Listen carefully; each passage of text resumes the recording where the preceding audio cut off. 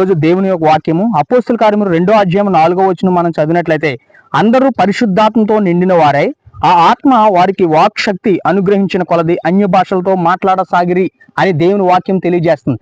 ఈ రోజు చాలా మంది దేవుని యొక్క భాషలు, ఆ భాషల మీద అవగాహన లేకుండా చాలా మంది భాషలు మాట్లాడి భాషలతో ప్రార్థన చేసిన వారిని అవహేళన చేస్తా ఉన్నారు, హేళన చేస్తా ఉన్నారు. అందులో చాలా మంది సేవకులైన వారు ఉన్నారు, విశ్వాసులైన వారు ఉన్నారు.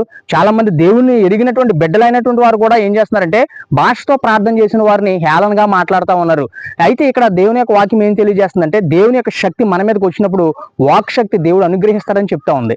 మత్తయి సువార్త 12వ అధ్యాయం 32వ వచనం మనం చదివితే గనక, పరిశుద్ధాత్మకు విరోధంగా మాట్లాడేవానికి ఈ యుగమందైనను రాబోయే యుగమందైనను కూడా ఏమన్నదంటే పాప క్షమాపణ ఉండదు అని తెలియచేస్తుంది. చాలా మందికి భాషల మీద అవగాహన లేకుండా చాలా తప్పుడుగా ప్రచారం చేస్తా ఉన్నారు. భాషతో మాట్లాడేవాడు డైరెక్ట్ గా దేవునితో మాట్లాడుతూ ఉన్నాడు.